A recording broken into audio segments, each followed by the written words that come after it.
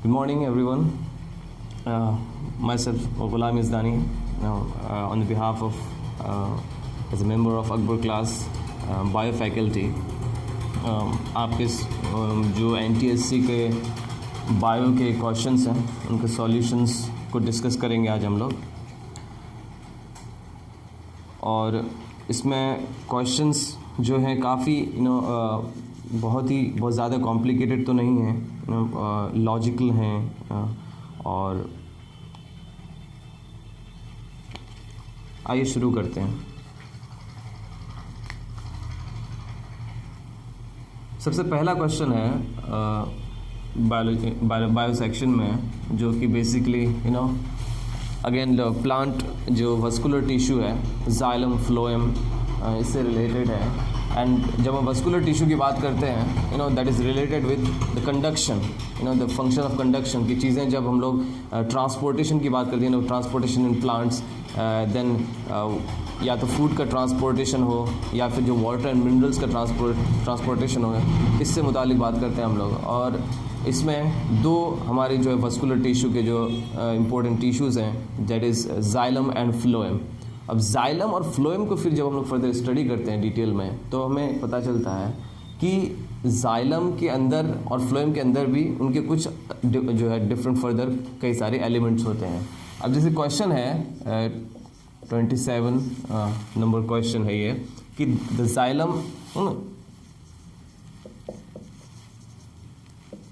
Xylem is responsible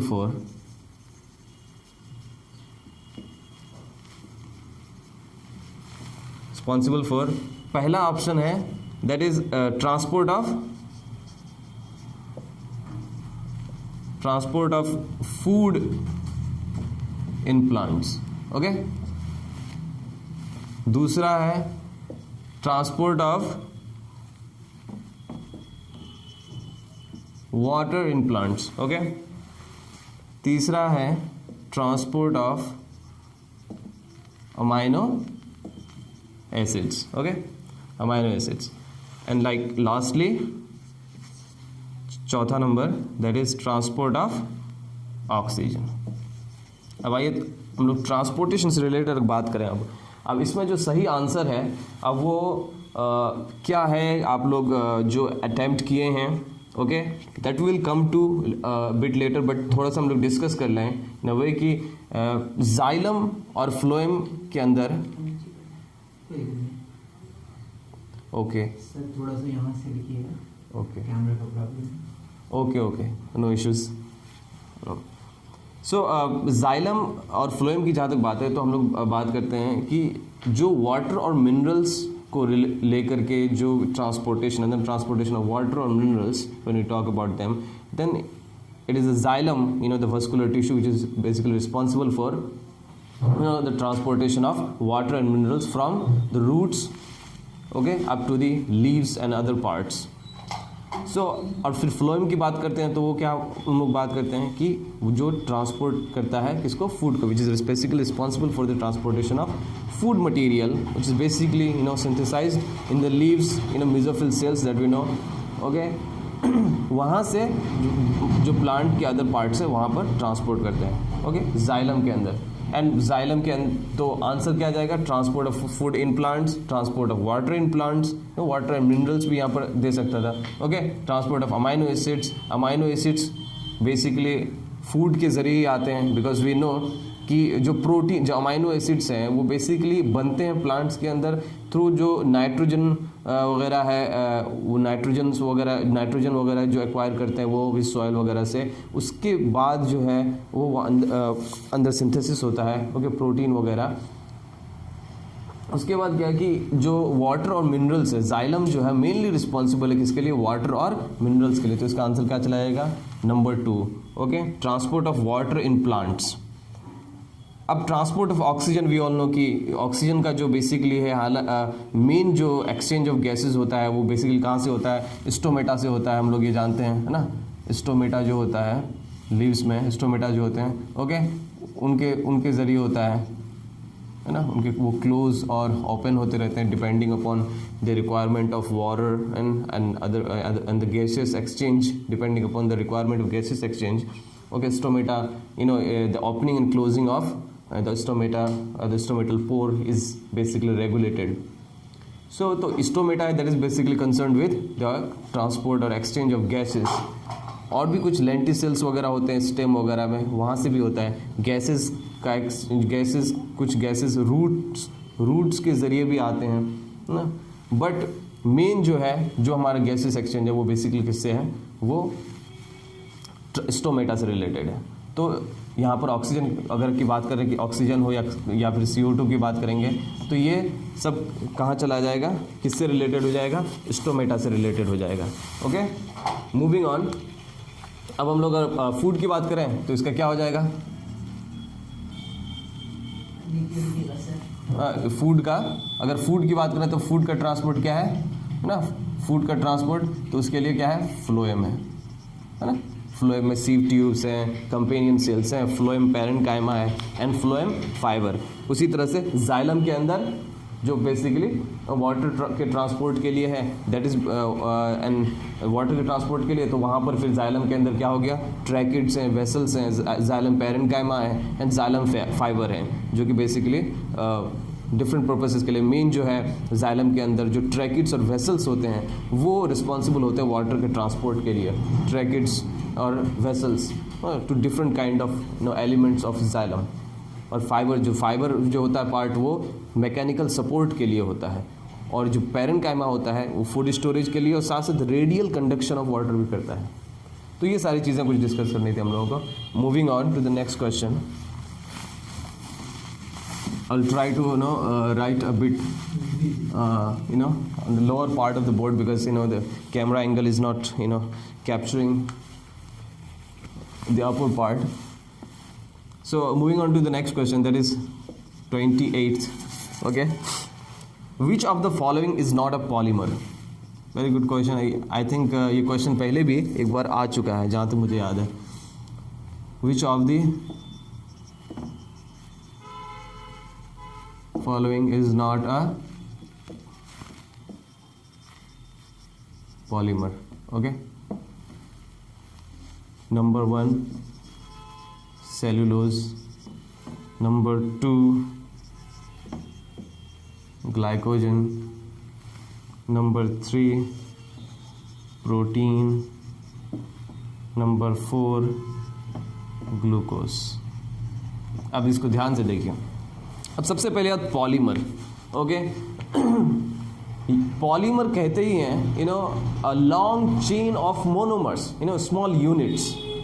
जो एक example के तौर पे मैं अगर बताऊं कि जैसे कि एक बीड्स का माला ले लो, या फिर समझ लो जैसे कि तस्बीह होता है या माला फेरते हैं जो पंडित और जो बाकी जो लोग जो जैसे कि या फिर इस्लामिक रिलीजन में जैसे कि तस्बीह फेरते हैं, या फिर अदर रिलीजन्स में भी काफ़ी जो तस्बीह या माला फेरते हैं, उसका एग्जाम्पल ले लो. या मोतियों की माला, उसको ले लो दिमाग में, है ना. तो उसमें क्या होता है स्ट्रक्चर, कि ये जो बीड्स का स्ट्रक्चर होता है कि एक माला होती है और उसमें जो है इसको अगर हम उसको अगर हम लीनियर वे में अरेंज करें तो ये जो है एक ऐसे हम लोग इसको समझने के लिए कर सकते हैं. It's a very long chain. Okay, thousands of units, hundreds and thousands of units of monomers. एक यूनिट, ये जो इसको मैं जो एक यूनिट है ये, इसको हम लोग क्या बोल सकते हैं, ये मोनोमर है. क्या है ये, मोनोमर है. ओके, एक मोनो मतलब सिंगल, एक यूनिट. तो इस तरह के कई सारे यूनिट्स, तो ये एक ऐसा स्ट्रक्चर है. ओके, अब उसमें चाहे कार्बोहाइड्रेट की बात करें, हम प्रोटीन की बात करें, तो ये सब चीज़ें, जैसे कार्बोहाइड्रेट की बात करें तो कार्बोहाइड्रेट में क्या होगा, जो सबसे छोटा यूनिट होगा, कोई एक यूनिट होगा उसके जो सबसे छोटा होगा, सबसे छोटा स्ट्रक्चर. फिर कार्बोहाइड्रेट्स क्या कई फॉर्म में होते हैं. अब यहाँ पर जैसे कि हम लोग बात करें, ये भी क्या है, कार्बोहाइड्रेट है. एक जो है एक तरह का जो एक तरह का जो कार्बोहाइड्रेट है, ये भी कार्बोहाइड्रेट. अभी हम लोग बात करेंगे कैसा कार्बोहाइड्रेट, ये भी एक कार्बोहाइड्रेट है. और ये क्या है, एक प्रोटीन है. सब ऑर्गेनिक कंपाउंड्स हैं, है ना.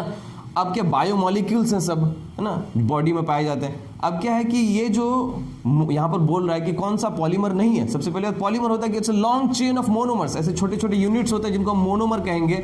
और ये जब कई सारे मोनोमर्स साथ में जुड़े हुए होते हैं तो उसको हम लोग क्या बोलते हैं, पॉलीमर कहते हैं। बेसिकली मर एक यूनिट के फॉर्म में, यूनिट, और पॉली मतलब क्या हो गया, मैनी, है ना, कई सारे। तो कई सारे यूनिट्स जब साथ में जुड़े हुए हैं इन अ वे, तो वो क्या है, एक पॉलीमर का फॉर्मेशन होता है। अब बात आ गई यहाँ पर कि यहाँ पर क्या जो सीन है, सीन समझने की बात है। सीन क्या है कि अब यहाँ पर सबसे पहला ऑप्शन क्या है, सेलुलोज। सेलुलोज क्या है भाई, सेलुलोज हम लोग जानते हैं एक बात कि सेलुलोज मिलता है प्लांट सेल के या फिर एल्गी के जो है सेल वॉल में।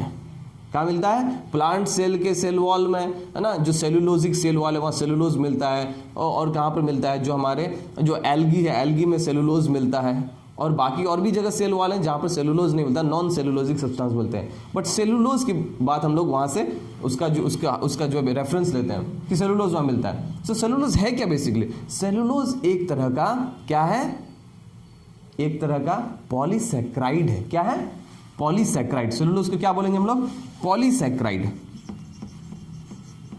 पॉलीसैकेराइड, ये सैकेराइड वर्ड जो है इसका मतलब होता है क्या, सैकरीन, इसका मतलब होता है स्वीट, इसका मतलब होता है स्वीट, है ना, यानी कार्बोहाइड्रेट से रिलेटेड है, कार्बोहाइड्रेट, है ना, शुगर, कार्बोहाइड्रेट या शुगर, ये इससे रिलेटेड है। अब पॉली मतलब क्या हो गया, अगेन मैनी, सिंपल से आता है ना, पॉली मतलब मैनी, यानी कि शुगर जो है, जो सिंपल शुगर है, उस शुगर का जो एक चेन है, long chain of carbohydrates. Polysaccharides को क्या कहते हैं, it's a long chain of carbohydrates, long chain of carbohydrates. इसका मतलब कुछ कार्बोहाइड्रेट्स के कुछ यूनिट्स होंगे जिसका क्या है, एक चेन के फॉर्म में, जब वो चेन का फॉर्म एक्वायर करता है, मतलब कई सारे जो है कार्बोहाइड्रेट्स के स्मॉल यूनिट्स जुड़ करके जो उसकी जो छोटे छोटे यूनिट्स होंगे, यानी कि वैसे यूनिट जिनको फर्दर तोड़कर हम कार्बोहाइड्रेट नहीं मिलेगा,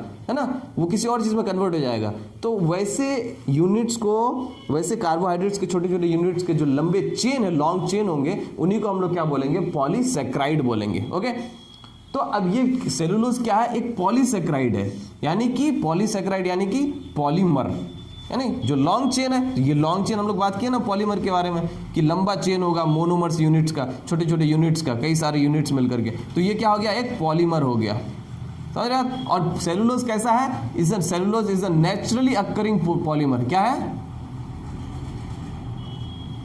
नेचुरली अक्करिंग पॉलीमर है। ओके,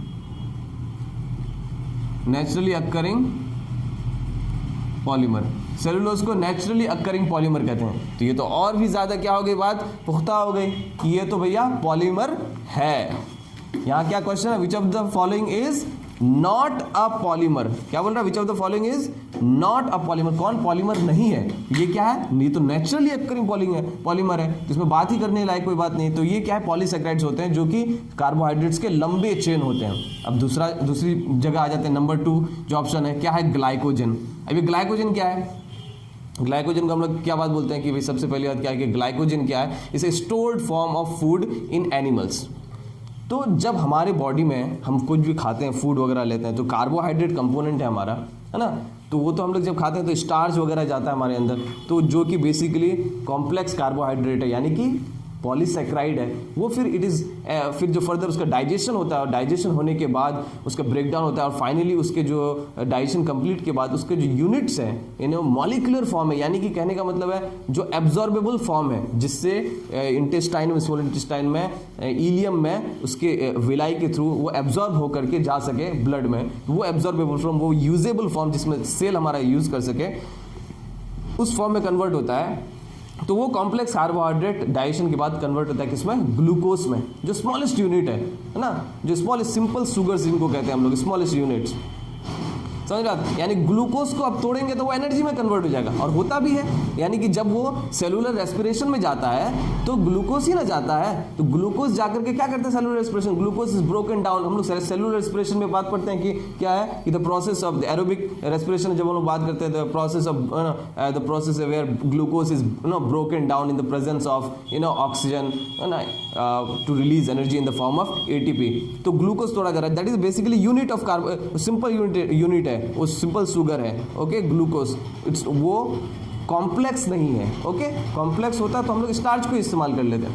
तो ग्लूकोज क्या है, ग्लूकोज जब बन जाता है फिर ये ग्लूकोज ब्लड शुगर लेवल में, ब्लड शुगर का फॉर्मेशन करता है, ब्लड में जाता है। तो ब्लड शुगर का जो अपना एक लेवल है, उस लेवल से जब ब्लड शुगर लेवल कुछ बढ़ जाता है, मान लो ब्लड शुगर का लेवल यहाँ ऑप्टिमम ये इतना लेवल होना चाहिए, इससे अगर थोड़ा सा बढ़ गया तो क्या होगा इतना एक्स्ट्रा जो बढ़ गया, इस एक्स्ट्रा को फिर क्या होगा, जो इंसुलिन वगैरह है इसको क्या करेगा, सेल की परमेबिलिटी, जैसे कि हमारे हेपाटोसाइट्स हैं, हमारे लीवर्स के सेल्स हैं जो है ना हेपाटोसाइट्स, इनकी परमेबिलिटी को बढ़ा देता है, किसके लिए, ग्लूकोज के लिए। और ग्लूकोज वहाँ पर है ना लीवर सेल्स में चले जाते हैं, जो एक्स्ट्रा ग्लूकोज है लीवर सेल्स में हो, हेपाटोसाइट्स या फिर मसल सेल्स में, वहाँ पर है ना इनको जो स्टोर कर दिया जाता है, ये ग्लूकोज वहाँ इंटर कर जाते हैं वहाँ के सेल्स में, है ना, by the help of insulin. Insulin उनको जो है उनकी परमेबिलिटी, उन सेल्स की परमेबिलिटी बढ़ा देता है, किसके लिए, ग्लूकोज के लिए। तो ग्लूकोज वहाँ एंटर करता है और फिर वहाँ पर क्या होता है, ग्लाइकोजेनेसिस होता है, यानी कि the process of formation of glycogen from glucose, यानी ग्लूकोज को कन्वर्ट किया जाता है किसमें, ग्लाइकोजन में, जिसको है ना ग्लाइकोजेनेसिस कहते हैं, ग्लाइकोजेनेसिस। तो ग्लाइकोजन फॉर्मेशन। अब हम लोग क्या बात किया कि ग्लूकोज से यहाँ पर इसको हम वापस से इसको यूज कर रहे हैं, इसको देखना कि ये जो है कि मान लो ग्लूकोज को कन्वर्ट किया जा रहा है, ग्लूकोज आएगा, कई सारे ग्लूकोज आएंगे और उसमें कई सारे ग्लूकोज को क्या किया जाएगा, है ना, साथ में जोड़ दिया जाएगा, और फिर क्या होगा, ये एक long chain of glucose molecules बन जाएगा। और ये क्या होगा, ये long chain of glucose molecule convert हो जाएगा किसमें, इसी को हम लोग क्या बोलेंगे, it's a complex carbohydrate now. Okay, now it is a polysaccharide, यानी कि पॉलीमर बन गया। तो ग्लाइकोजन भी क्या हो गया, एक पॉलीमर हो गया, ये भी एक पॉलीमर है, ये भी एक पॉलीमर है ना, ये भी एक पॉलीमर हो गया। क्यों पॉलीमर हुआ, क्योंकि अरे भैया क्या बोल रहे हैं कि जो मोनोमर यूनिट से मिलकर के लंबा चेन बना है ना, सिंपल सी बात है, लंबा चेन बनना चाहिए जिसमें कई सारे यूनिट्स हो। तो ग्लाइकोजन हो या सेलुलोज हो, इसमें कार्बोहाइड्रेट्स के कई सारे यूनिट्स होते हैं, जैसे सेलुलोज है इसमें थाउजेंड्स ऑफ, 1000 ग्लूकोज को साथ में जोड़ दिया तो वो सेलुलोज बन गया। अब उसी तरह से ग्लाइकोजन में कई सारे ग्लूकोज को साथ में जो है कंबाइन कर देते हैं, चेन फॉर्म हो जाता है, तो उसको हम लोग क्या बोलते हैं, हम लोग पॉलीमर बोल दिए, द स्टोर्ड फॉर्म ऑफ जो फूड है। उसके बाद आगे प्रोटीन को हम लोग क्या बोलते हैं, long chain of amino acids. इसी तरह से एक लंबा चेन है जिसमें अमाइनो एसिड्स है, इनको ग्लूकोज को हटा दे तो हम लोग क्या बोलेंगे, मान लो अमाइनो एसिड्स आ गए, अमाइनो एसिड बीच में पेप्टाइड बॉन्ड बन गया, है ना, ये अमाइनो एसिड्स का चेन। तो लॉन्ग चेन, बार बार ये चीज बात बोल रहे हैं कि इन तीनों में के केस में क्या है कि लॉन्ग चेन का फॉर्मेशन हो रहा है। लॉन्ग चेन में क्या है, कई सारे छोटे छोटे उसके जो यूनिट स्ट्रक्चर्स हैं वो यूनाइटेड है, वो जुड़े हुए हैं, उसमें वो बॉन्डेड है साथ में, उनके साथ में जो बॉन्ड बना हुआ है और वो बॉन्ड के जरिए जुड़ करके कहीं एक लंबा चेन बना दिए हैं। तो उस चेन का फॉर्मेशन होना था कि वो किसमें हो, वो उसको क्या बोल दिया हम लोग, पॉलीमर बोल देंगे। तो ये भी क्या हो गया, पॉलीमर हो गया। अब बचा कौन, ग्लूकोज। और बार बार उसी समय से बोल रहा हूं मैं, क्या बात कर रहे हैं हम लोग कि ग्लूकोज जो सबसे छोटा यूनिट है, कई सारे ग्लूकोज को मिलकर बना। अब इसको ये मान लो चेन है, इसमें 1000 ग्लूकोज मिला हुआ है, तो ये पॉलीमर है, मान लो इसको हम लोग सेलुलोज बोल दिए। तो अब इसमें अगर एक को हम लोग अलग कर दिए, एक को अलग कर लिए, मान लो सबको यहाँ पर तोड़ दिए, तो एक अपने आप में क्या हो गया, ग्लूकोज से भी अलग हो गया। ये इंडिविजुअली इसको क्या बोलेंगे, एक क्या मोनोमर है, वो एक क्या है, मोनोमर है, यानी कि उसको क्या मोनोसैकेराइड कहेंगे। क्या कहेंगे, मोनोसैकेराइड। मतलब एक है तो भैया अब क्या हो गया, मोनोमर हो गया ना, एक ही। पॉली कैसे हो सका, यहां पर क्या बोल रहा, पॉलीमर। तो ये पॉलीमर नहीं है, तो आंसर क्या होगा, 4, यानी कि glucose is not a polymer among all these options, including cellulose, glycogen, protein. Glucose is the one, okay, which we will call not a polymer. Polymer कौन है, सेलुलोज, ग्लाइकोजन, प्रोटीन। समझ गया। चलो moving on to the next question. काफ़ी mess हो गया, I will try to keep it a bit clean and clear from the next question.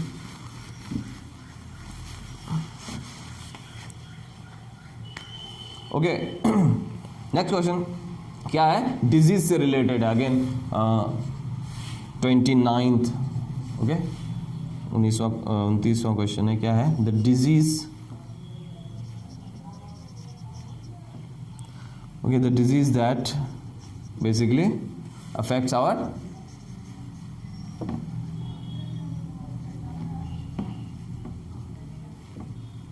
Lungs.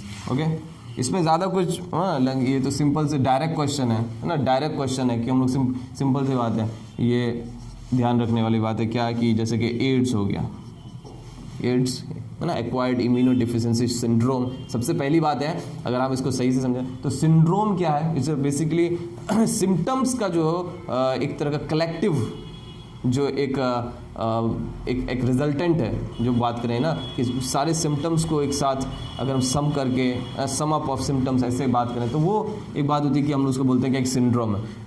Ads is not a disease, मुझे बात is syndrome. अब आप एक बार चेक कीजिएगा कि सिंड्रोम और डिजीज में क्या डिफरेंस है। You know, syndrome, disease is the reason behind the symptoms, अगर एक सिंपल वे में समझे तो एक डिजीज की वजह से हो रहा है कि उस, बट सिम्टम्स का एक जो बेसिकली एक कलेक्टिव जो एक रिजल्टेंट है उसको हम लोग सिंड्रोम कह सकते हैं। Syndrome is a bit different from disease, the idea of disease.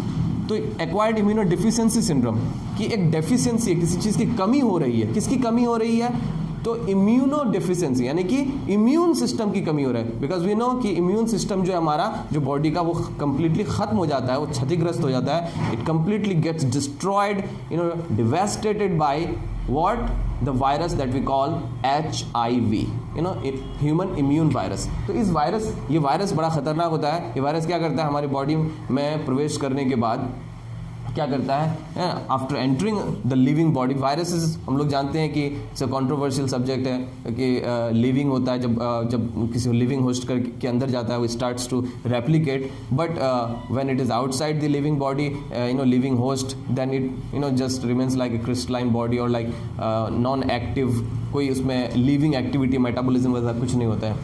तो ये, और वैसे भी वो सेलुलर स्ट्रक्चर का नहीं होता है, तो वो हम लोग बोलते हैं उसको इट्स अ नॉन लिविंग। तो ये क्या है, जो HIV वायरस है उसकी वजह से इम्यून सिस्टम जो डिस्ट्रॉय हो जाती है, ख़त्म हो जाती है, तो वो इम्यून सिस्टम की जो बेसिकली इम्यूनिटी है उसकी कमी के वजह से जो सिचुएशन क्रिएट हो रहा है, दैट इज़ बेसिकली एड्स। अब आदमी मरता है AIDS, of course the ultimate reason, basically the root reason we can say, जो सिचुएशन क्रिएट हो रही है, HIV is the root reason, but जो मरता है क्योंकि उसकी इम्यून सिस्टम, इम्यूनिटी ख़त्म हो जाती है, तो उसके बाद उसको कुछ भी कई सारे डिफरेंट, TB हो गया, तो नॉर्मल TB भी हुआ तो वो बहुत ज़्यादा सीवियर हो जाता है, क्रॉनिक हो जाता है वो, और वो जो है सीवियर होने के बाद वो उससे जो है उसकी डेथ हो जाती है। तो काफ़ी दूसरे सारे, कैंसर हो गया तो ठीक से वो बहुत ज़्यादा सीवियर हो जाता है ना, कोई घाव ही हो गया तो वो बहुत सीवियर हो जाता है, वो जल्दी उसके बैक्टीरियल इन्फेक्शन हो जाता है, वो जल्दी बढ़ेगा। तो कहने का मतलब है जो काफ़ी सारे अदर डिजीजेज हैं वो एक बहुत ही सीवियर और फैटल, यू नो, फॉर्म इख्तियार कर लेते हैं due to the deficiency of, you know, immunity. Okay, next option क्या है, तो एड्स, एक तो इम्यूनिटी की कमी, यहाँ पर क्या बोल रहे हैं, लंग्स की बात कर रहे हैं हम लोग, ये तो पहले ही कैंसिल हो गया कि जो है क्या है हमारा इम्यूनिटी, और ऊपर से डिजीज़ तो है ही नहीं, पहली बात कर रहे हैं हम लोग, है ना, कि डिजीज़, ये डिजीज़ है नहीं, सिंड्रोम है ना। उसके बाद क्या है, रेबीज़, और ये हम लोग जानते हैं, ये रेबीज़ जो है बेसिकली, है ना, जो when you know dog bite, जो वहाँ से रेबीज़ वायरस है उसकी वजह से होता है, अगेन वो भी नहीं है।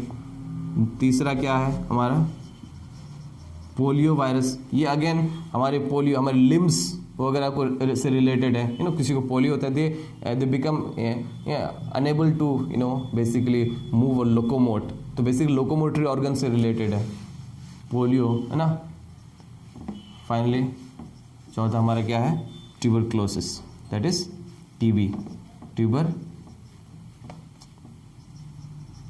ट्यूबरक्लोसिस। अब ये ट्यूबरक्लोसिस जो है दैट इज TB, ओके। अब माइकोबैक्टीरियम ट्यूबरक्लोसिस जो बैक्टीरियम उसकी वजह से होता है ना, माइकोबैक्टीरियम मैं लिख देता हूँ,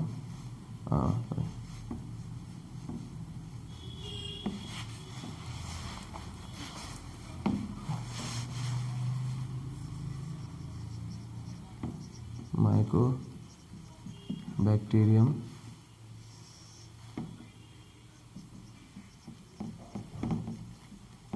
ट्यूबरक्लोसिस, ये जो है जो बैक्टीरियम है जिसकी वजह से ट्यूबरक्लोसिस होता है। तो टीबी है, हम लोग वो टीवी में प्रचार देखते होंगे ना, अक्सर टीवी का जो टीवी में टीबी का प्रचार, ओके, मतलब क्वाइट फनी।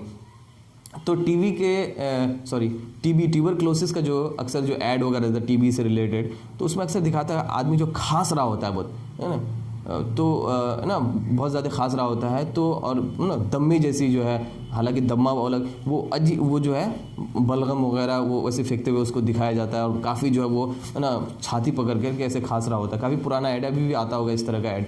तो उसमें अक्सर टीवी में ये दिखाया जाता है कि लाइक वो कफ कर रहा है, बहुत ज़्यादा जो है खांस रहा है। और बेसिकली टीबी का जो बैक्टीरियम है, वी ऑल नो लाइक कि ये किससे रिलेटेड, रेस्पिरेटरी जो हमारा जो बेसिकली सिस्टम है उससे related, and that is basically lungs.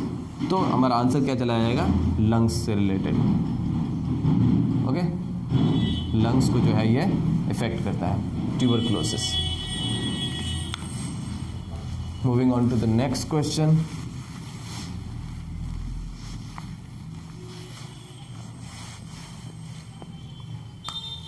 अच्छा,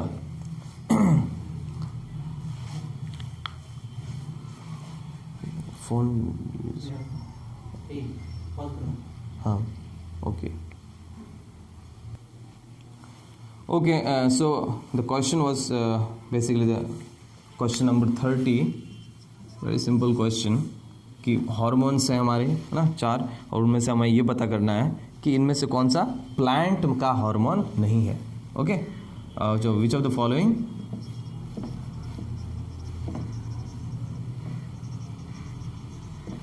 इज नॉट अ प्लांट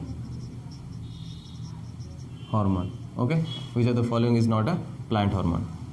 तो इसमें बात करेंगे हम लोग, जैसे कि पहला ऑप्शन क्या है, ऑक्सिन, ये तो एकदम सबसे पॉपुलर प्लांट हार्मोन है, जानते ही हैं, है ना। एपिकल मेरिस्टेम वगैरह में हम लोग बात करते थे ना कि जब वो बेंडिंग वगैरह के हम लोग पढ़ते थे, तो ये जो है ऑक्सिन्स की बात करते थे हम लोग, जो है ना टिप पे पाया जाता है, जो बेसिकली किससे रिलेटेड है ना, ऑक्सिन्स की बात करते थे हम लोग, ओके। और ये किससे रिलेटेड था, ग्रोथ से रिलेटेड, ना, ग्रोथ से रिलेटेड ऑक्सिन्स है। उसके बाद क्या है दूसरा, एक बड़ा इंटरेस्टिंग नाम है फ्लोरिजन। अब ये क्या हाइपोथेसाइज्ड है, मतलब हाइपोथेटिकल है, इट्स नॉट साइंटिफिकली प्रूव्ड और समथिंग लाइक दैट, ओके। मतलब फ्लोरिजन है ना, फ्लावर, उससे नाम आया है फ्लोरिजन, जन से मतलब जेनेसिस उससे लिया होगा मे बी, है ना। तो फ्लोरिजन बेसिकली एक हाइपोथेसाइज्ड प्लांट हार्मोन है, जो ऐसा बिलीव किया जाता है कि देयर इज सर्टेन मॉलिक्यूल और hormone, okay, which is responsible for and basically जो इंड्यूस करते हैं फ्लावर्स को, बेसिकली फ्लावरिंग को, जो फूल जो बनते हैं या खिलते हैं, एक तरह से खिलना नहीं, बेसिकली फूल का वहाँ पर बनना, ओके, बर्ड्स में, ये जो बेसिकली है फ्लावरिंग को इंड्यूस करते हैं कि फूल हो, okay, for the production of flowers basically in the plant, okay. तो वो एक हार्मोन है, तो ये भी प्लांट हार्मोन है, हाइपोथेसाइज्ड है बट है तो सही, ओके। ये थोड़ा कंफ्यूज करने के लिए अक्सर जो है इस तरह की चीज़ें दी जाती हैं, ओके, फ्लोरिजन। उसके बाद साइटोकाइनिन, ये भी काफ़ी, ये तो डायरेक्ट क्वेश्चन हैं ये सब, देखिए समझे, डायरेक्ट क्वेश्चंस है ये सब, डायरेक्ट ये क्वेश्चंस, क्योंकि आप सीधे पूछ रहा है कि प्लांट हार्मोन, तो जान ही रहे हैं कि auxin plant hormone, cytokinin plant hormone, तो डायरेक्ट क्वेश्चंस है। तो इसमें एक्सप्लेन करने वाली अगर यहाँ पर बात ये है कि इस तरह से कि साइटोकाइनिन, ऑक्सिन ग्रोथ से साइटोकाइनिन क्या सेल डिवीजन्स को इंड्यूस करता है, सेल डिवीजन को, सेल जो है प्रोलिफरेशन को जो है इंड्यूस करता है, यानी और सेल डिवीजन, और तुम्हारी जो कैलस है बेसिकली टिश्यू डिफ्रेंशिएशन या क्लोरोप्लास्ट डिफ्रेंशिएशन वगैरह में भी इसकी जो है काफ़ी सारी जो रोल्स हैं। तो ये साइटोकाइनिन डायरेक्ट हार्मोन्स, जब आप लोग हार्मोन प्लांट हार्मोन्स पढ़ रहे होंगे 10th में, तो जो 10th के स्टूडेंट्स हैं तो प्लांट हार्मोन जब पढ़ रहे होंगे तो प्लांट हार्मोन्स में सीधे सीधे आप ऑक्सिन के बारे में पढ़ते हैं, साइटोकाइनिन के बारे में पढ़ते हैं। तो इज अ वेरी सिंपल और बहुत ही सतही क्वेश्चन, जिसको बोलते हैं ना सुपरफिशियल, उस तरह के क्वेश्चन है ये। अब फाइनली चौथा क्या देता है, बहुत ही पॉपुलर ऑक्सीटोसिन दे दिया, तुम सीधे सीधे चला गया, ये तो एनिमल में है कम्प्लीटली, एनिमल्स में होता है। हम लोग जब हार्मोन्स पढ़ते हैं ह्यूमंस वगैरह में ऑक्सीटोसिन के बारे में, है ना, जैसे चाइल्ड बर्थ हार्मोन इसको हम लोग बोलते हैं, मिल्क इजेक्टिंग हार्मोन भी बोलते हैं इसको। तो ये जाएगा ऑप्शन क्या, which of the following is not a plant hormone. तो प्लांट हार्मोन कौन सा नहीं है, ये है, ये है, ये है, और ऑक्सीटोसिन नहीं है, तो ये जाएगा ऑप्शन। Next question.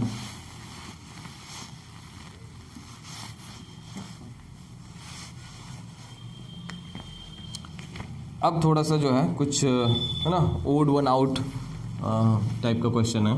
इसमें 31 हम लोग देखें, जैसे कि क्या है, सेलेक्ट द, है ना, odd one. I will not write the whole question because उसमें कुछ लिखने की ज़रूरत नहीं है। ओड वन, है ना, सेलेक्ट द ओड वन। इसमें से ओड को, जो ओड है उसको आउट करना है, उसको जो है एक्सक्लूड करना है basically.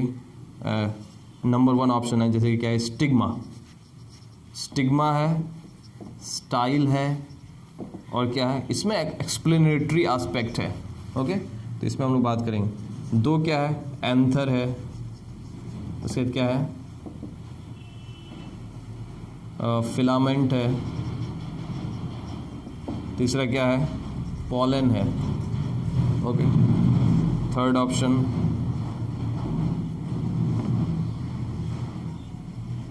कॉर्टिलिडन, okay, radical,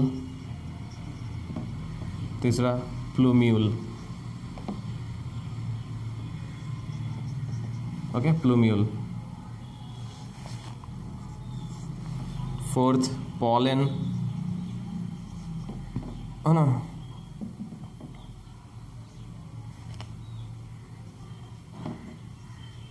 pollen tube,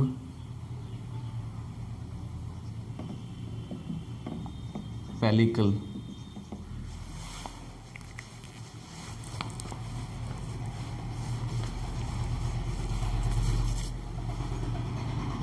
एक सेकेंड, एक्सक्यूज मी। हाँ हाँ, एक सेकेंड बस। Okay guys, so let's talk about, okay, basically 1 by 1। तो सबसे पहले क्या हमारा स्टिग्मा है, वी ऑल नो। अगर मैं डायग्राम ड्रॉ करूँ इधर साइड में, कि ये हमारा जो है स्टिग्मा ऐसे हो गया, है ना, और नीचे हमारा आ गया जो ओवरी एंड ओव्यूल वगैरह जो भी है। Okay, that we not don't need to completely no go into detail basically. तो ये हमारा हो गया क्या, स्टिग्मा। ये इधर हमारा क्या हो गया, है ना, जो बेसिकली स्टाइल है, और ये हमारा ओवरी वगैरह, है ना, इधर, है ना, ओवरी आ गया। तो अब ये तो क्या होगी बात, साथ में आ रही बात, एक ही जो है फीमेल रिप्रोडक्टिव फ्लावर, जो फ्लावर का स्ट्रक्चर है प्लांट्स का, फीमेल रिप्रोडक्टिव पार्ट्स हैं। ओके, स्टिग्मा, स्टाइल, ओवरी, उसके पार्ट्स हैं। तो they are very much related. अब ये चीज़ ध्यान में रखना है कि ऐसे क्वेश्चंस में ये देखना होता है कि how much and how closely या फिर एग्जैक्टली रिलेटेड है कि नहीं चीज़ें, जो भी उस बेसिकली इक्वेशन, वो जो रिलेशन में जो दी हुई चीज़ें हैं एक हर एक ऑप्शन में। तो ये रिलेशन कितना, कई बार क्या होता है कि रिलेटेड होते हैं बट बहुत ही डिस्टेंटली रिलेटेड होते हैं। तो उसमें ये भी देखना होगा कि अच्छा ये मान लिया, अब जैसे कि ये काफ़ी एग्जैक्टली रिलेटेड, क्योंकि एक ही स्ट्रक्चर के अंदर की चीज़ें हैं, है ना। अभी हम लोग जैसे दूसरा ऑप्शन है, एंथर है, फिलामेंट है, पोलन है, ये भी एक ही चीज़ से रिलेटेड है। ओके, पोलन जो कि बेसिकली एंथर के अंदर मतलब फिलामेंट ये हो गया हमारा, और इसके अंदर जो एंथर है, यहाँ पर इसके जो ये बायलोब्ड स्ट्रक्चर होता है, इसके अंदर जो पोलन जो है पोलन का फॉर्मेशन होता है ना। तो ये भी एक ही स्ट्रक्चर से रिलेटेड हो गया, तो बहुत क्लोजली रिलेटेड है। अब कॉटिलिडन है, रेडिकल है, प्लूम्यूल है, ये भी पूरा एक ही स्ट्रक्चर। जब हम लोग कॉटिलिडन की बात करें, जो सीड है उसका हम लोग अगर ड्रॉ करते हैं, जो हम लोग वो काफ़ी जो है जूनियर क्लासेस में भी ये देखते थे कि इस टाइप से, है ना, इस टाइप से हम लोग बात करते हैं। सीड जो बनता है, या फिर हम लोग एक साइड से बनाते हैं, तो है ना, इस टाइप से हम लोग देखते हैं कि यहाँ पर जो है इस टाइप से जो रूट का फॉर्मेशन है। ऊपर की तरफ क्या होता है हमारा, ये जो है ना, जो बेसिकली, है ना, ये जो प्लूम्यूल होता है, जिससे कि शूट, है ना, शूट एपेक्स प्लूम्यूल जो होता है ना, ये जो है प्लूम्यूल जो शूट एपेक्स बनता है जिससे, और ये जो हमारा क्या है, रेडिकल, जिससे बेसिकली रूट एपेक्स का फॉर्मेशन होता है, यानी कि रूट सिस्टम का नीचे की तरफ। और ये तो इसमें क्या होता है, ये तो कॉटिलिडन्स के जो बेसिकली कॉटिलिडन्स हैं, जो इसमें ये कॉटिलिडन्स हो गए, है ना, और इनमें जो फूड स्टोर होता है ना।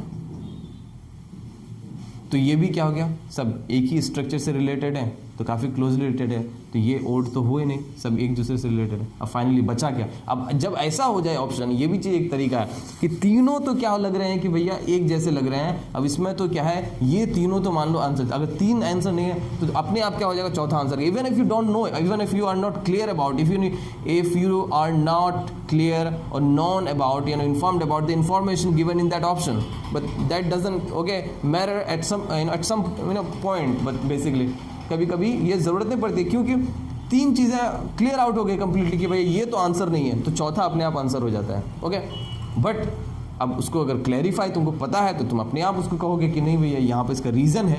क्यों रीज़न है कि पोलन तो ठीक है, जो एंथर के अंदर पोलन ग्रेन्स हो गए हमारी, जो स्टिकी है ना, येलोइश टाइप के होते हैं, पोलन हो गए, और ठीक है उसके बाद क्या हो गया, पोलन ट्यूब हो गया।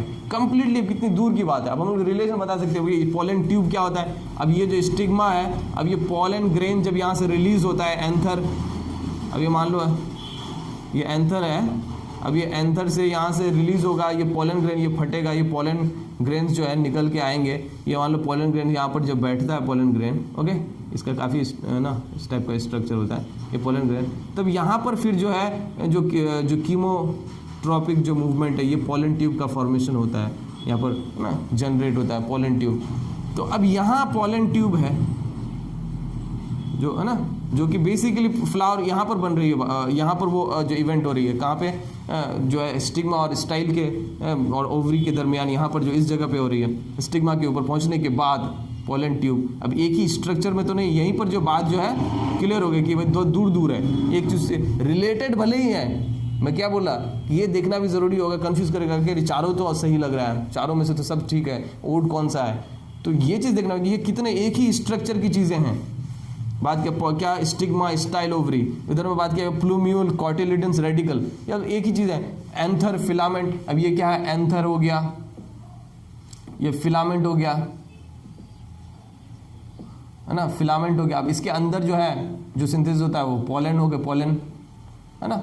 तो ये तीनों चीज़, तीनों ऑप्शन में जो भी इंफॉर्मेशन है, जो भी ये जो बेसिकली लेबलिंग्स के नाम है, जो स्ट्रक्चर्स के पार्ट्स के नाम है, ये एक ही स्ट्रक्चर के जो पार्ट्स के नाम है, एक ही जो बेसिकली अब जिसको हम एंड्रोशियम कहते हैं, और ये गायनोशियम, एंड्रोशियम का ये गायनोशियम का पार्ट है, ये एंड्रोशियम का पार्ट है। अब दूसरा जो ये तुम्हारा जो है एक मॉर्फोलॉजिकल स्ट्रक्चर जो बेसिक कॉटिलिडन के अंदर, कॉटिलिडन, प्लूम्यूल और रेडिकल है, ये सब एक ही स्ट्रक्चर के अंदर। बट हम चौथा आंसर वैसे भी दे सकते हैं डायरेक्ट, क्योंकि 3 निकल गया, लेकिन हम लोग रीज़न क्या बताएंगे भाई कि पोलन तो है, पोलन हो गया जो एंथर में बन रहा है, जिसके अंदर गैमेट्स हैं, लेकिन अब क्या हो गया, पोलन वहां से बर्स्ट होने के बाद निकल के आ रहा है स्टिग्मा के ऊपर, रिलेटेड है क्योंकि पोलन ट्यूब पोलन से ही फॉर्म होता है, बट यहाँ हो रहा है, बट डिस्टेंटली रिलेटेड है, एक ही स्ट्रक्चर के नहीं है। और सबसे पहली बात, अगर ये रिलेटेड है भी तो तीसरा ये क्या है, ये एक बहुत ही स्ट्रेंज चीज आ गई बात, पेलिकल। पेलिकल एक मेम्ब्रेन के तौर पे होता है, कई जगह एक जनरल तौर पे भी ये वर्ड का इस्तेमाल करते हैं कि thin membrane, proteinaceous membrane,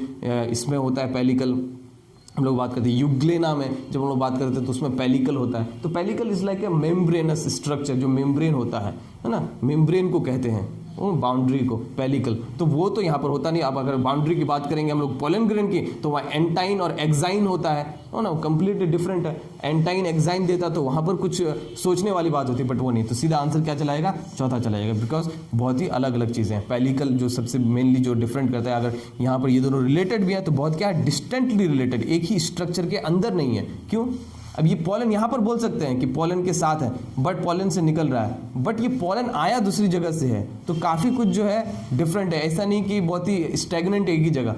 pollen और पोलन ट्यूब एक दूसरे के साथ रिलेटेड इस तरह से डिस्टेंटली, किस तरह से कि यहाँ से निकल के आ रहा है, बट निकलता उसी से है ना। तो यहाँ पर आने के बाद निकल रहा है, तो एक ही जगह नहीं, तो थोड़ा कुछ मूवमेंट है। तो इस तरह से वो जो है डिस्टेंटली रिलेटेड बोल सकता है, बट मेन जो डिफरेंशिएट क्रिएट कर रहा है वो पेलिकल है यहाँ पे, समझ यार, जो कि कंप्लीटली एक डिफरेंट चीज़ है। तो आंसर चला जाएगा हमारा फोर्थ।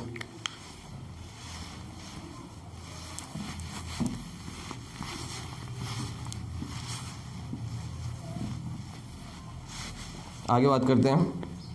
अब सिंपल क्वेश्चन, सीधे सीधे क्वेश्चन, डायरेक्ट क्वेश्चन है।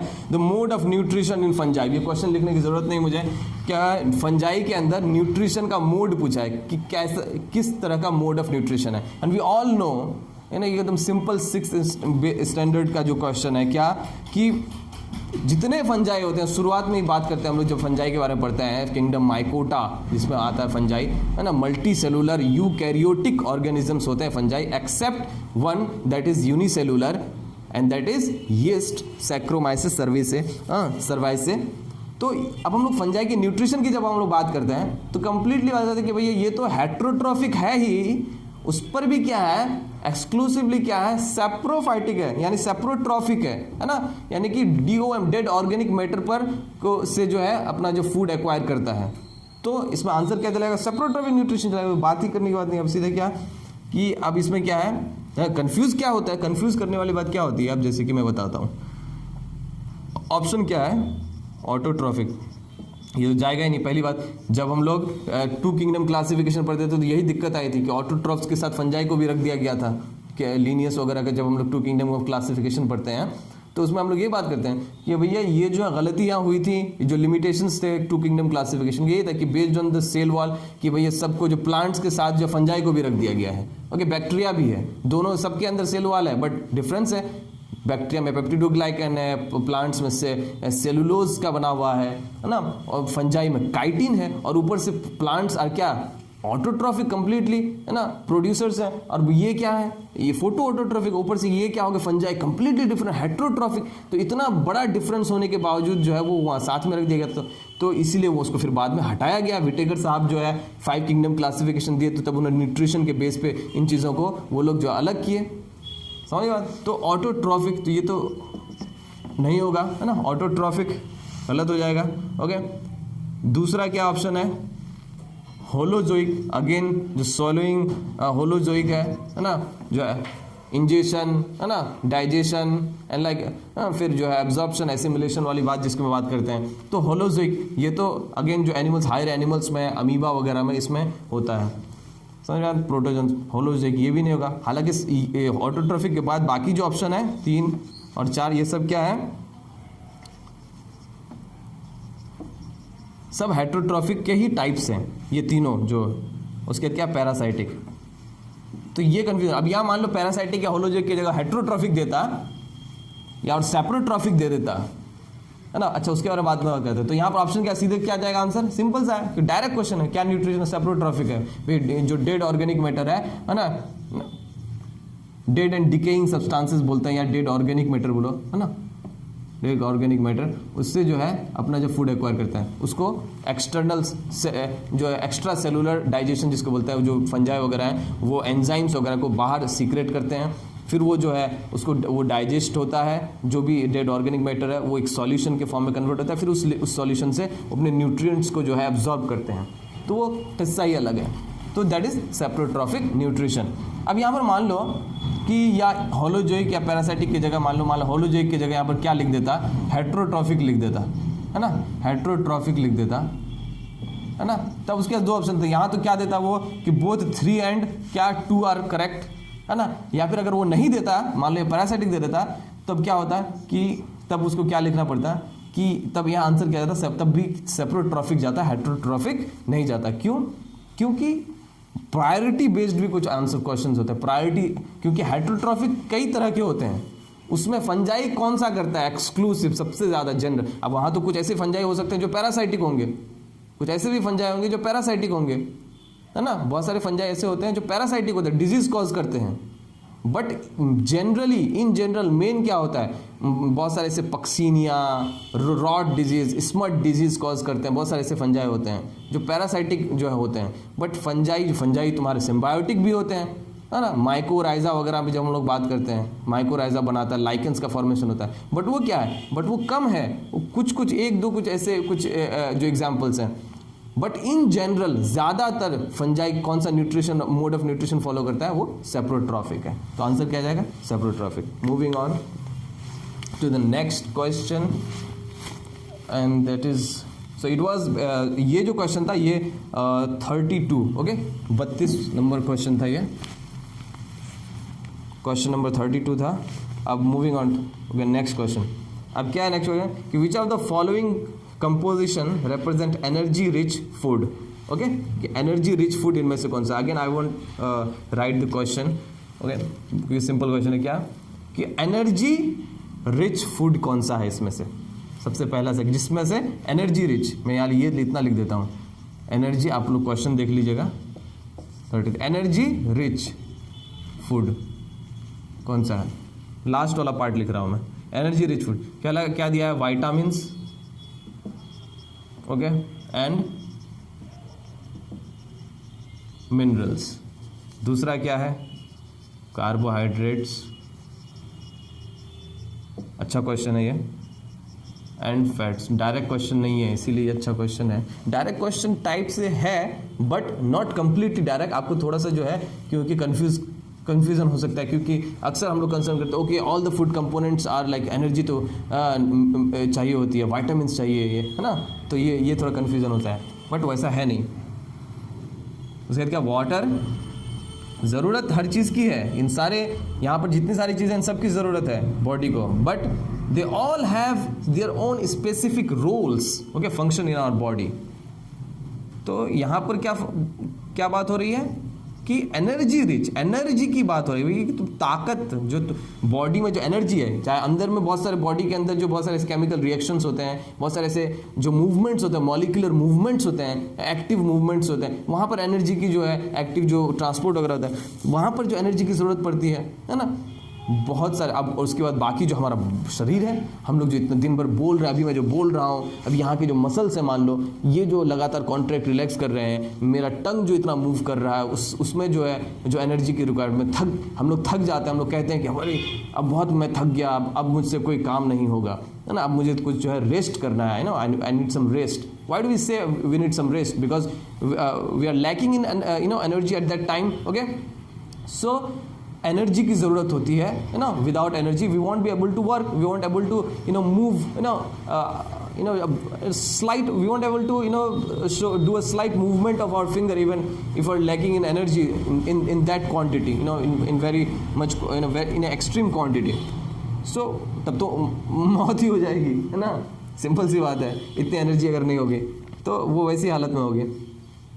तो ये बात ध्यान में रखनी है कि कौन से फूड कंपोनेंट्स हैं, विटामिन्स, मिनरल्स हैं, कार्बोहाइड्रेट्स हैं, फैट्स हैं, प्रोटीन्स हैं, इनमें से किनका क्या क्या फंक्शन होता है, ओके। सबका अपना अपना काम है। अगर आपको जो है बात करते हैं कि पर्टिकुलर विटामिन डेफिशिएंसी डिजीजेस होते हैं, तो आपको खास करके विटामिन्स के टैबलेट्स दिए जाते हैं, तो उनका अब जो विटामिन ए की कमी से जो नाइट ब्लाइंडनेस की बात करते हैं हम लोग, स्कर्वी वगैरह चीज़ें जो विटामिन सी वगैरह सबके से रिलेटेड है, तो ये सब क्या है, सबका अपना अपना एक अलग अलग फंक्शन है डिफरेंट, जो अलग अलग चीज़ के लिए ज़रूरी है। अब ये क्या है, चौथा निकल रहे थे हम लोग, प्रोटीन्स है। अब प्रोटीन्स हो गए, proteins are building blocks, body के बॉडी बिल्डिंग जो है न्यूट्रिएंट्स। अब देखो आजकल लोग जो काफ़ी जो जिम वगैरह करते हैं, तो कभी जिम वगैरह में जाओ, वो तुमको क्या देगा, ये देखो प्रोटीन का डब्बा देगा, है ना, कि दैट काइंड ऑफ वो ब्रांड, ये ब्रांड का वो जो है प्रोटीन का बड़ा बड़ा डब्बा देगा। या फिर जो जिम करते हैं, जो लोग काफ़ी अरसे से जिम कर रहे हैं, उनके पास जाओ, उनके घर पे तुम्हें जो है ये प्रोटीन के डब्बे मिलेंगे। तो प्रोटीन दे रहा है, क्यों दे रहा प्रोटीन? बेसिकली मसल डेवलप करने के लिए वगैरह करने के लिए। क्यों? क्योंकि प्रोटीन का मेन रिस्पॉन्सिबिलिटी यही है कि वो बिल्ड करता है ना, बनाता है किसी चीज़ को, बॉडी को जो है डेवलप करता है। डेवलपमेंट के लिए, बॉडी के डेवलपमेंट के लिए क्या ज़रूरी है? प्रोटीन ज़रूरी है, ओके। क्योंकि मोस्ट ऑफ द थिंग, अगर जो बात करेंगे हम लोग फ्रॉम एंजाइम्स, हार्मोन्स, सेल्स के स्ट्रक्चर, सेल मेम्ब्रेन की बात करें, जो भी मेम्ब्रेनस स्ट्रक्चर्स है, हर जगह हर चीज़ जो है, ज़्यादातर चीज़ें किस चीज़ से बनी हुई हैं, उसका कंपोजिशन क्या होगा? प्रोटीन होगा, है ना। तो प्रोटीन बहुत ही क्या स्ट्रक्चरल कंपोनेंट, मतलब काफ़ी चीज़ों के स्ट्रक्चर में compositional, as a compositional part जो है वो रहता है। तो वो डेवलपमेंट का जो है काम है उसका, है ना, बनाने का, बिल्ड करने का। उसके बाद क्या है? एंड मिनरल सॉल्ट्स यानी कि NaCl वगैरह जो हो गया, है ना, क्लोराइड, आयंस। तो आयंस का जो अलग ही काम है, आयंस का क्या है? बॉडी के सॉल्यूट्स, है ना, बॉडी का जो अपना ऑस्मोटिक प्रेशर वगैरह वो भी, और साथ साथ जो पोटेशियम है, सोडियम है ना, या क्लोराइड आयंस हैं, इनका अलग अलग, जैसे कि एग्जाम्पल के तौर पर हम लोग बात करेंगे क्या कि जो न्यूरॉन है, न्यूरॉन्स वगैरह, नर्वस वगैरह, वहाँ पर उनके ही आयंस के ही जो कॉन्सेंट्रेशन के डिफ्रेंसिएशन की वजह से कि मेम्ब्रेन के अक्रॉस जो है, जब डिफरेंट मेम्ब्रेन अक्रॉस जो है difference in the concentration of ions, इसी की वजह से वहाँ पर चार्ज जनरेट होता है, ओके, एक इम्पल्स जनरेट होता है, समझ रहे बात, जो जिसको हम लोग बेसिकली वो मैसेज बोलते हैं, इलेक्ट्रिक इम्पल्स जिसको बोलते हैं, है ना। तो उसका वो काम है। और भी काफ़ी सारे जो काम है जो मिनरल्स वगैरह हेल्प करते हैं काफ़ी चीज़ के फॉर्मेशन में। ओके, उसके बाद क्या है, वाटर तो क्या यूनिवर्सल सॉल्वेंट बोलते हैं उसको। अभी अच्छा यहाँ पर मैंने लिखा था ना रफेज।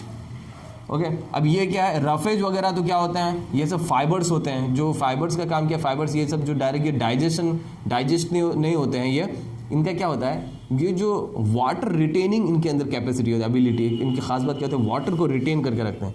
तो ये जो रफेज जब तुम लोगे, इसे बोलते हैं बहुत ज़्यादा कॉन्स्टिपेशन किसी को हो गया है तो फाइबर्स लेने से क्या होता है कि जो बॉडी का मोशन है ना, बावल मूवमेंट्स है, ओके, लार्ज इंटेस्टाइन वगैरह में बावल मूवमेंट्स है, यानी डिफिकेशन का जो प्रोसेस है जो ना, तो वो आराम से, यानी कि समझ आ रही बात, सुबह जाओगे तो मतलब आराम से होगा, समझ रहे बात ना, ये बात है। तो वो रफेज फाइबर्स इसलिए रहते हैं क्योंकि वो वाटर रिटेन कर रहते हैं। तो जो फीकल मैटर है वो क्या होगा, सॉफ्ट रहेगा, समझ बात, क्योंकि उसमें वाटर रफेज रहेगा तो वाटर रहेगा उसमें, तो वाटर रहेगा तो वो थोड़ा सा सॉफ्ट रहेगा, इसीलिए बोलता है। इसीलिए पानी भी ऐसा नहीं कि सिर्फ रफेज खाए जा रहे हो, पानी नहीं, कुछ भी खा रहे हो, पानी अच्छे मतलब कि अमाउंट में एक सफिशिएंट अमाउंट में लेना है। ओके, समझ गया। तो अब उसके बाद आगे फाइनली क्या है, कार्बोहाइड्रेट्स एंड फैट्स, जो कि हमारा मेन एनर्जी रिच फूड है। हम लोग बात ही करते हैं कि भैया रेस्पिरेशन में क्या बोले, हम लोग डेफिनेशन में बात करते हैं कि रेस्पिरेशन,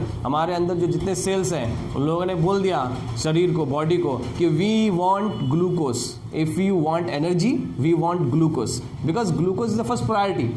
वो प्रोटीन को भी तोड़ के, फैट को भी तोड़ के जो है एनर्जी में कन्वर्ट कर सकता है, रेस्पिरेशन कर सकता है। ओके, सेलुलर रेस्पिरेशन कर सकता है। ओके, और करता भी है समटाइम्स। अगर तुम मान लो 4-5 दिन तक जो भूखे रह जाओ, कहीं पर किसी आइलैंड में फंस जाओ, तो तुम्हारे साथ तुमको कुछ खाने को नहीं मिल रहा है, और ना, और फिर क्या होगा, धीरे धीरे तुम्हारी बॉडी जो है प्रोटीन्स वगैरह जो अदर कार्बन कंपाउंड्स है, ग्लूकोज के अलावा, कार्बोहाइड्रेट्स के अलावा, उसको तोड़ने लगेगी, और उसको तोड़ के जो है बेसिकली जो है एनर्जी का प्रोडक्शन करेगी। लेकिन क्या होगा, उसकी वजह से काफ़ी सारे हार्मफुल कंपाउंड्स में इंटरमीडिएट्स प्रोडक्ट्स बनेंगे, है ना, जैसे कीटोन बॉडीज कहते हैं, आगे चल के पढ़ोगे तुम लोग, जिसकी वजह से बॉडी में टॉक्सिसिटी बढ़ती जाएगी। Okay, and finally it will lead to death, there is no option. Okay, समझ बात। तो कार्बोहाइड्रेट्स क्या दिया, द फर्स्ट प्रायोरिटी, कार्बोहाइड्रेट का मेन काम ही है क्या करना, एनर्जी प्रोवाइड करना। तुम खा रहे हो कार्बोहाइड्रेट, लोग कार्बोहाइड्रेट लेते हैं क्या करने के लिए, ग्लूकोज, इंस्टेंट एनर्जी। क्या लिखा हुआ रहता है ग्लूकोज के पैकेट में, इंस्टेंट एनर्जी।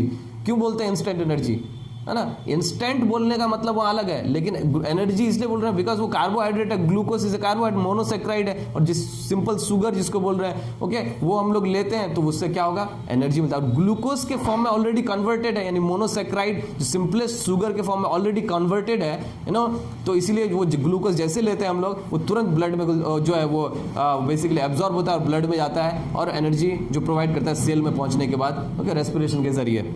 समझ में आ रही बात। तो अब ये जो है, तो वो ग्लूकोज इंस्टेंट एनर्जी इसलिए बोलते हैं क्योंकि हम लोग जो बाकी चीज़ें खा रहे हैं वो तो पहले क्या डाइजेशन होगा, ग्लूकोज में कन्वर्ट होगा, कि फाइनल डाइजेशन के बाद जो प्रोडक्ट बनता है वो ग्लूकोज ही बनता है। तो ऑलरेडी हम कन्वर्ट किए हुए हैं वो ग्लूकोज, इसलिए उसको ले रहे हैं, तो एनर्जी मिल रहा है। और उसके बाद फैट्स भी हैं। तो स्टोर्ड फॉर्म ऑफ एनर्जी की जब बात करते हैं ना, कि एनर्जी को जब स्टोर किया जाता है तो वो, जस्ट अ मिनट, हाँ, जो स्टोर किया जाता है एनर्जी, जो फैट के फॉर्म में अगर जब हम लोग अगर एनर्जी को स्टोर करा जाए तो वो ग्लूकोज यानी कार्बोहाइड्रेट के कंपैरिजन में बहुत ज़्यादा होता है। समझ में बात, उसमें लगभग 1.5-2.5 गुना ज़्यादा उसमें, ओके, इसके कार्बोहाइड्रेट्स के फॉर्म के कंपैरिजन में उसमें एनर्जी ज़्यादा स्टोर होता है। तो आंसर क्या चला जाएगा हमारा, कार्बोहाइड्रेट्स एंड फैट्स। सिंपल सी बात है, जो एनर्जी एनरिच फूड है, जो बेसिकली एनर्जी प्रोवाइड करता है हमको, है ना, ताकत देता है।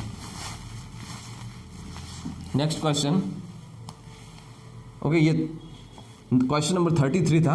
ओके, 34 अगेन रेस्पिरेटरी सिस्टम से रिलेटेड। अब क्या बोल रहा है, products obtain during anaerobic respiration is anaerobic respiration. Anaerobic respiration में, अब ये जो 7th क्लास में इसका इक्वेशन है एनसीईआरटी में, एनारोबिक रेस्पिरेशन ना, किसके बाद, क्वेश्चन पूरा नहीं लिख रहा हूं मैं, मतलब कि प्रोडक्ट्स पूछ रहे हैं। ये क्या पूछ रहे हैं कि प्रोडक्ट्स क्या क्या होगा एनारोबिक रेस्पिरेशन में। ऑप्शन क्या है, लैक्टिक एसिड, है ना, प्लस एनर्जी। दूसरा क्या है, पायरुविक एसिड प्लस एनर्जी। तीसरा क्या है,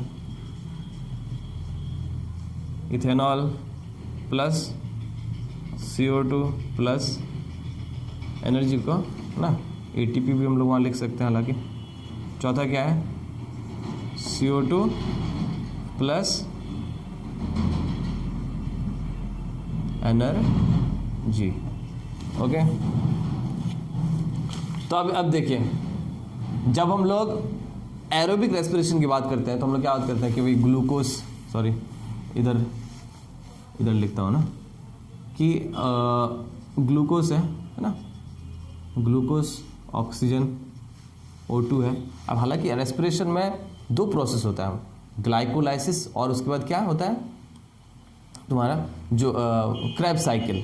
तो दो प्रोसेस मिल करके तब जाए, क्रेब्स साइकिल माइटोकॉन्ड्रिया में, तो ग्लाइकोलाइसिस साइटोप्लाज्म में होता है सेल का। अब ये O2 मान लो, जो एरोबिक रेस्पिरेशन की बात कर रहे हैं, तो एरोबिक रेस्पिरेशन में क्या होगा, ग्लूकोज है। अब ये जो है ना, ग्लूकोज टूटेगा, क्या बनेगा, CO2 बनता है प्लस H2O होता है, फिर जाके एनर्जी रहता है, ये फाइनली बनता है। तो सबसे पहले हालांकि क्या होता है, ग्लूकोज टूटता है, जो ये ग्लूकोज टूट के पायरुविक एसिड बनता है ना। ये 6 कार्बन कंपाउंड होता है, क्या होता है, C6H12O6 होता है ना। कितना carbon compound, 6 carbon compound, 6 carbon वाला एक कंपाउंड है। यहाँ पर क्या है, ये 3 कार्बन कंपाउंड होता है, 2 मॉलिक्यूल बनता है 3 कार्बन वाला, है ना, जिसको पायरुविक एसिड कहते हैं, यानी कि पायरुवेट भी लिखते हैं उसको, पायरुवेट भी लिख सकते हैं। तो पायरुविक एसिड बनता है। उसके बाद फिर ये पायरुवेट क्रेब्स साइकिल में एंटर करता है ना,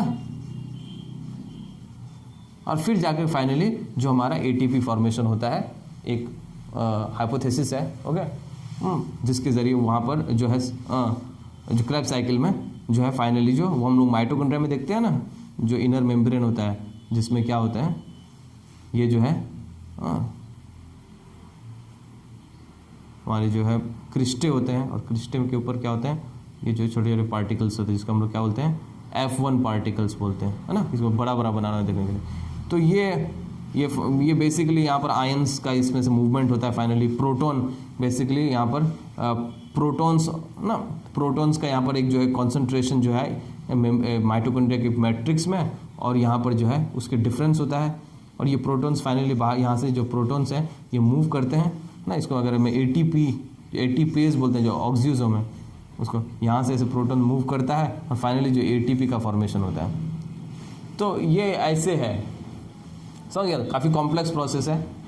we don't need to go into detail, don't bother about all this things. Simple क्या बात है कि ग्लूकोज से CO2 बनता है, H2 बनता है, एनर्जी बनता है। ये क्या हमारा एरोबिक रेस्पिरेशन है। क्या है, एनएरोबिक रेस्पिरेशन। क्वेश्चन में पहली बात क्लियर हो गई है कि एनएरोबिक रेस्पिरेशन में क्या होता है। अब अगर तुम्हें इक्वेशन याद है तो डायरेक्ट आंसर कर दोगे कौन सा होगा, है ना, आपको पता चल रहा है यहाँ पर कौन सा आंसर होगा। एनएरोबिक अगर हम बात करें तो एरोबिक, अब वो सिंपली बोलते हैं, which of the following, what are the products of cellular respiration. तो यहाँ कंफ्यूज हो जाते बात, तो उसको डिफरेंट अलग अलग तरह से जो ऑप्शन देना पड़ता है। लेकिन क्या बोल क्लियर कर दिया, एनएरोबिक रेस्पिरेशन। अब एनएरोबिक रेस्पिरेशन में दो तरह का ऑप्शन क्या हो गया कि एक तो क्या बोल रहे हैं हम लोग, एक तो जैसे कि फंजाई वगैरह में हम लोग यीस्ट वगैरह करते हैं, यीस्ट वगैरह की बात करते हैं, तो वो क्या बोलता है, फर्मेंटेशन करते हैं, एनएरोबिक रेस्पिरेशन। बैक्टीरिया वगैरह वगैरह भी करते हैं, है ना। जो फंजाई की बात करते हैं, यीस्ट में जो होता है, तो हम लोग बात करते हैं ना, यीस्ट जो है बेकर्स यीस्ट बोलते हैं, या फिर क्या बोलते हैं हम लोग इसको, ब्रूअर्स यीस्ट बोलते हैं, यहाँ पर समझने के लिए, है ना, ब्रूअर्स यीस्ट। ये मैं थोड़ा सा बैकवर्ड इन चीज़ों के बारे में बात कर रहा हूँ, पीछे इस चैप्टर में ले जा रहा हूँ। क्यों, बैक पोर्शन थोड़ा बैकग्राउंड इसलिए बता रहा हूँ इसका कि इससे समझ में आएगा क्यों बोलते हैं बेकर्स, बात समझ में आएगी इससे, है ना। बेकर्स यीस्ट जो ब्रेड बताने के लिए क्या होता है, ब्रेड जो है पफ अप, ब्रेड जो है ऐसे पफ अप हो जाता है CO2 वगैरह के बढ़ने के कारण, क्योंकि यीस्ट जब हम लोग इसमें मिलाते हैं इस डॉ में, तो यीस्ट क्या करता है, वहाँ पर जो शुगर मॉलिक्यूल्स है उसको फर्मेंट करता है, उसको ब्रेक डाउन करता है, ओके, एनारोबिक रेस्पिरेशन होता है, और फाइनली किसका फॉर्मेशन होता है, CO2 का फॉर्मेशन होता है। CO2 जो बनता है, CO2 रिलीज होता है, तो ये इसमें भर जाता है डॉ में, और वो फुल जाता है। तो इसलिए बेकर्स यीस्ट कहते हैं, क्योंकि बेकर्स इसको इस्तेमाल करते हैं सैक्रोमाइज़ सर्वाइस से, ओके। फिर ब्रूअर्स यीस्ट, क्योंकि ये यीस्ट किसका फॉर्म करता है, जब हम शुगर को, है ना, फर्मेंटेशन की बात हम लोग करते हैं ना, the conversion of sugar molecules into alcohol, है ना, conversion of sugar molecules into alcohol by the action of yeast. अब ये by the action of yeast basically कर क्या रहा है, वो फर्मेंटेशन कर रहा है, उसी को बोल रहे हैं हम लोग, इस प्रोसेस को, conversion of sugar molecules into sugar into alcohol. तो यीस्ट कर रहा है, पर वो उसको फर्मेंटेशन कर रहा है, बट वो कर क्या रहा है, वो कर रहा है एनारोबिक रेस्पिरेशन, समझ रहे हो बात? In the absence of O2 तो वो कर क्या, वो ग्लूकोज को तोड़ता, ब्रेक डाउन करता है और किस में कन्वर्ट करता है, ग्लूकोज को, है ना, ये एल्कोहल, है ना, एल्कोहल जो कि बेसिकली यहाँ पर हमारा आंसर दिख रहा है ऑलरेडी, हम लोग को समझ में आ रही है, इथेनॉल ना प्लस CO2 प्लस ATP यानी कि एनर्जी। समझ रहे बात? तो ये जो है हमारा आंसर जाएगा, क्योंकि ये एनारोबिक रहता है। पायरुविक एसिड, जहां बात करके पायरुविक एसिड वगैरह के बारे में एनर्जी, ये तो क्या होगा, एरोबिक एसिड। लैक्टिक एसिड, ये ऑप्शन क्यों नहीं होगा, सिंपल सी बात है, लैक्टिक एसिड हमारा क्या मतलब मसल्स में एनारोबिक रेस्पिरेशन होता है तब, ओके, मसल्स में। अब यह क्या बात कर रहा है क्वेश्चन, मसल्स में, okay, the products obtained during anaerobic respiration in plants. अच्छा ये sorry for not telling you not giving you the complete information regarding the question। क्या है कि रेस्पिरेशन इन प्लांट्स बात करता है, ये क्लियर करना चाहिए। प्रोडक्ट क्या, एरोबिक रेस्पिरेशन इन प्लांट्स। हाँ अब तो क्लियर होगी बात, प्लांट्स में मैंने ध्यान नहीं दिया था, तो यही गलती होती है, समझा, कि हम लोग क्वेश्चन को ध्यान नहीं देते हैं। तो क्वेश्चन जब तक बार बार पढ़ो, 3-4 बार क्वेश्चन को पढ़ के भैया क्या पूछ रहा है, पहले ये क्लियर हो जाए, समझ, तो ये गलती नहीं होनी चाहिए। तो मेरी गलती से आप लोग सीखिएगा। तो क्या है कि प्लांट्स, ये समझने के लिए क्या है कि प्लांट्स में हम लोग बात कर रहे हैं, तो प्लांट्स में तो वी ऑल नो कि क्या होगा, एरोबिक रेस्पिरेशन होगा। सिंपल सी बात है, प्लांट्स इन जनरल क्या होता है, हम लोग बात करते हैं कि एरोबिक रेस्पिरेशन होता है। और लैक्टिक एसिड और एनर्जी के, लैक्टिक एसिड जहाँ आ गया, रेस्पिरेशन की बात कर रहे हैं, अगर हम लोग लैक्टिक एसिड आएगा, सिंपल सी बात है, जो हमारे ह्यूमन, जो हमारे मसल्स में जब हम लोग कभी हैवी एक्सरसाइज करते हैं तो इनएडिक्वेट सप्लाई ऑफ ऑक्सीजन के कारण क्या हो जाता है, जो वहाँ पर जो मसल सेल्स है वो एनारोबिक रेस्पिरेशन करने लगते हैं और वहाँ लैक्टिक एसिड का फॉर्मेशन हो जाता है, जिसकी वजह से मसल क्रैम्प होता है। ओके, समझ गए बात? तो ये लैक्टिक एसिड हो गया वहां पर, जो कि बेसिकली मसल्स वगैरह में होता है, ह्यूमन मसल्स में। तो ये तो आंसर होगा नहीं, सिंपल सी बात। पायरुविक एसिड बनता है ना, जो कि sorry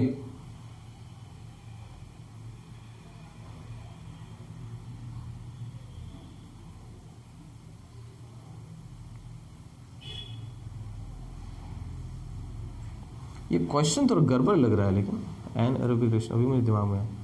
The products obtained during anaerobic respiration in plants। anaerobic तो plants में कहाँ से होगा, aerobic होगा, बट अगर पूछ दिया है यीस्ट में होना चाहिए। क्वेश्चन थोड़ा सा गड़बड़ है।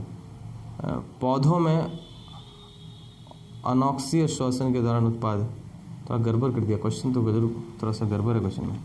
प्लांट्स में तो एरोबिक रेस्पिरेशन, कौन सा प्लांट्स में एनारोबिक रेस्पिरेशन इन प्लांट्स तो होते नहीं है क्या? ओके हाँ, just a minute, I will have to look into it. Okay guys, तो यहाँ पर थोड़ी सी दिक्कत आ रही है। मैं बार बार अचानक मैं वापस से क्वेश्चन को पढ़ा, तो एक ये बात थोड़ा सा कंफ्यूजन आ रहा है कि anaerobic respiration plant, basically when we talk about anaerobic respiration, okay, plants में भी है, बट उसके हिसाब से अगर जाएंगे, जो एनारोबिक रेस्पिरेशन इन जनरल होता है, यीस्ट में, फंजाई में होता है, बैक्टीरिया में होता है, तो वहाँ पर हम लोग बात करते हैं क्या कि ये इथेनॉल का प्रोडक्शन होता है फंजाई, उसके हिसाब से तो क्या हम लोग बात करेंगे कि है ना इथेनॉल होता है, तो वो आंसर जाएगा, वो सही है। उस हिसाब से अगर जाए तो आंसर ये वाला आंसर होगा नंबर 3, बाकी नहीं होगा। ओके, बट इसमें थोड़ा सा कन्फ्यूजन है, और अगर आपको भी लग रहा है कि ये कन्फ्यूजन है तो write down into your comments and tell us कि if there is something wrong that you also are like basically feeling about this question number 34, the products obtained during anaerobic respiration in plants are, because और भी काफ़ी जो physics वगैरह, chemistry वगैरह, उसमें भी जो कुछ काफ़ी सारे क्वेश्चंस जो है काफ़ी कुछ उसमें गड़बड़ी मिली है, कुछ गलतियाँ मिली हैं काफ़ी जो है, तो हो सकता है मे बी इसमें भी हुई हो कुछ टाइपिंग मिस्टेक्स वगैरह के कारण। तो ये आप लोगों को अगर लग रहा है कि इसमें कुछ गलतियाँ हैं, कुछ कन्फ्यूज़न है, तो आप भी कमेंट्स में लिखिए and we will okay look into it later on.